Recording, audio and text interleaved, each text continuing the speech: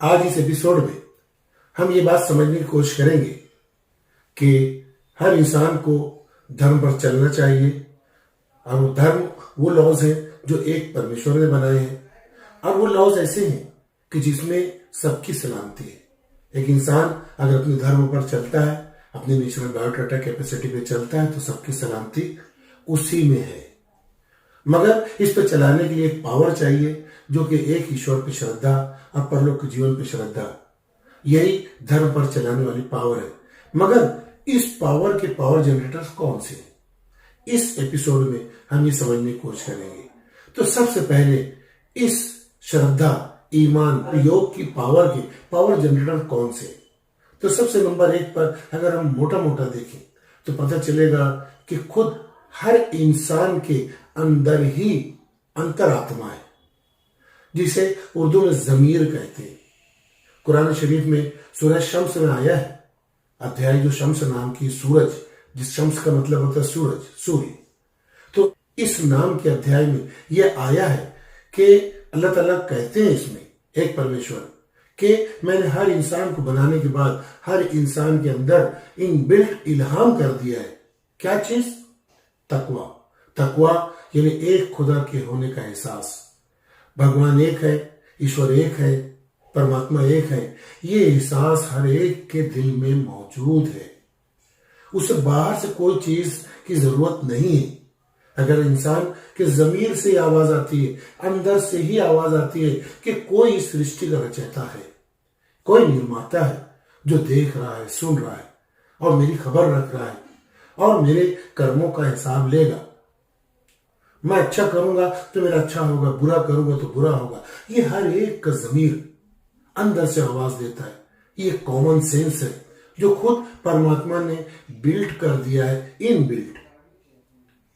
देखिए, यही वजह है कि जब ये जो अच्छा जमीर है, सबकी सलामती चाहने वाला जमीर है, और ये जमीर जो एक परमात्मा को अंदर से ही जानता है, ये एहसास है, जज्बा है, एक भावना है जो हर एक के अंदर पैदाइश से लेकर मरने तक मौजूद होती है।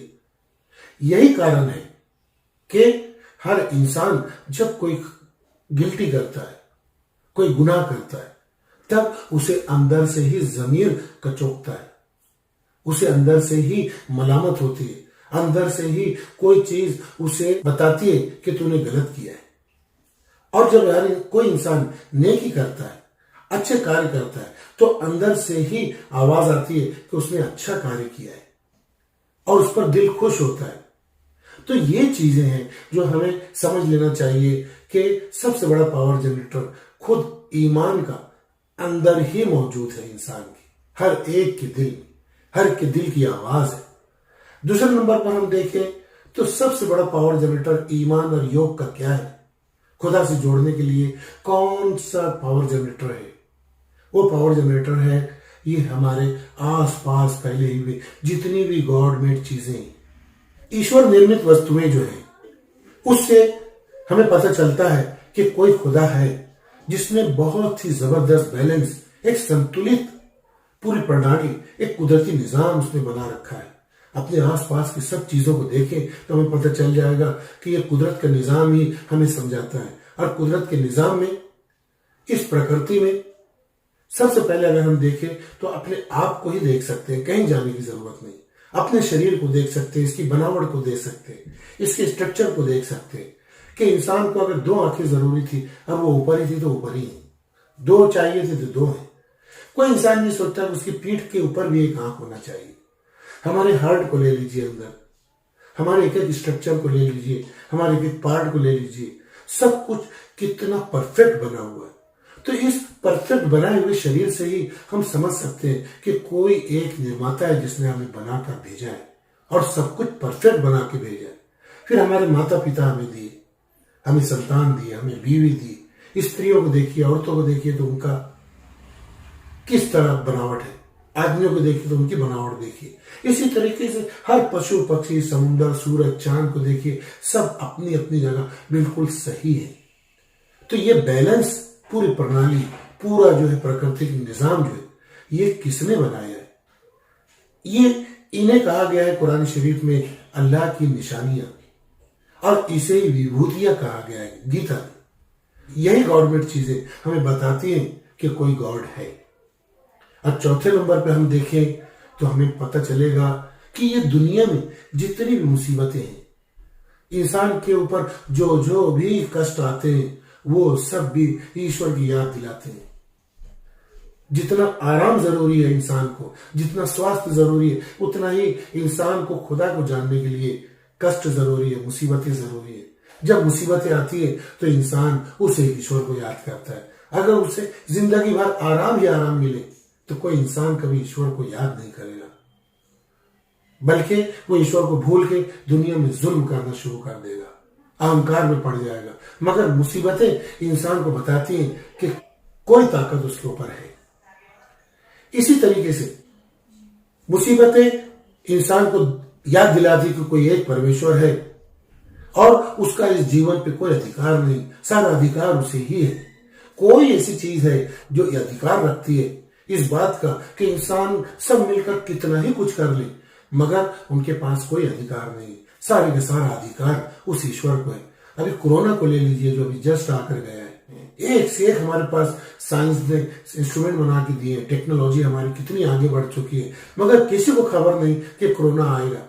और कोरोना आया भी तो इतनी तबाहियां फैलाएगा, और हर इंसान, इवन अमेरिका बोलिए या जितने भी हाईटेक मुल्क है, वो सब हाथ पे हाथ धरे बैठ गए।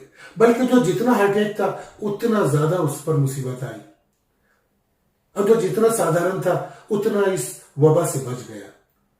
तो पता चलता है इंसान की बेख्तियारी, इंसान का इस जीवन पर, अपने ऊपर, किसी और के ऊपर कोई अधिकार ना होना, इस बात का सबूत देता है कि उसके ऊपर एक परमात्मा है।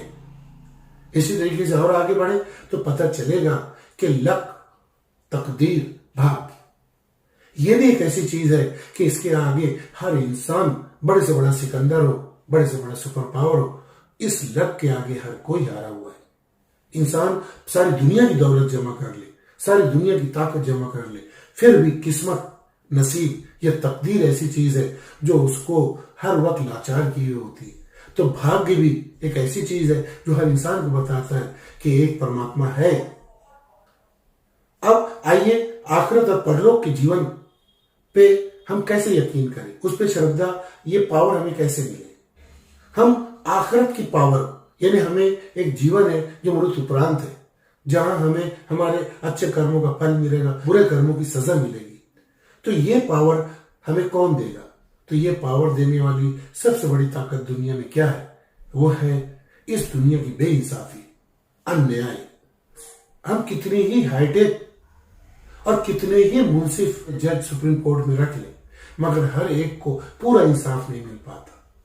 तो इससे साबित होता है कि कोई एक ऐसा जीवन है जहां हमारे लिए इंसाफ है, जहां हमारे लिए न्याय है। आज हमें दुनिया में चाहे सुप्रीम कोर्ट भी अन्याय कर दे या हमें इंसाफ न दे पाए, या कोई पैगंबर भी अपने फैसले में समझ न पाए कि वो अन्याय कर रहा है या न्याय कर रहा है, मगर एक जात है, एक परमात्मा, जो परलोक के जीवन में पूरा पूरा न्याय कर देगी।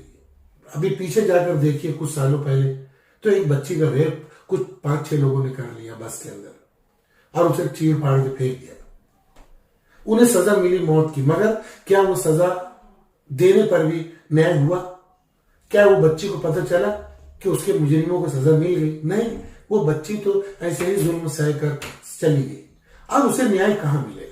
उसे न्याय मिलेगा आखिरत में, परलोक के जीवन में। तो हमें परलोक के जीवन पे श्रद्धा कहां से मिलती है? ये दुनिया के अन्याय से पता चलता है कि कोई न्याय का दिन है, कोई हिसाब का दिन है, और वह है मरने बाद। जो न्याय कोई इंसान नहीं करेगा, कोई ऋषि मुनि, पैगंबर, वली, औलिया नहीं करेंगे, बल्कि सब कुछ देखने वाला वो परमात्मा, जिसका सीसी कैमरा किसी सेकंड थकता नहीं है, और हर दौर में, हर युग में वो रिकॉर्ड कर रहे हैं। छोटी छोटी बातों में, इंसान बाथरूम में भी जाए तो वहां भी उसके साथ वो कैमरा परमेश्वर का लगा हुआ है, और सब उसकी फाइलें रिकॉर्ड हो रही है। और मृत्यु उपरांत जीवन में हर एक को पूरा पूरा न्याय मिलने वाला है। तो चूंकि हमें अच्छे कर्म करने के लिए परमात्मा पे श्रद्धा, परलोक के जीवन पे श्रद्धा चाहिए, यही पावर हमें अच्छा कर्म करवाएगी। मगर ये पावर हमें इन चीजों से मिलेंगे, इन पावर जनरेटर से मिलेंगे जो मैंने अभी बताए। तो दोस्तों, मुझे पूरा यकीन है कि हमने समझ लिया होगा कि धर्म क्या है, उस पर चलाने वाली पावर क्या है और उस पावर के पावर जनरेटर्स कौन कौन से।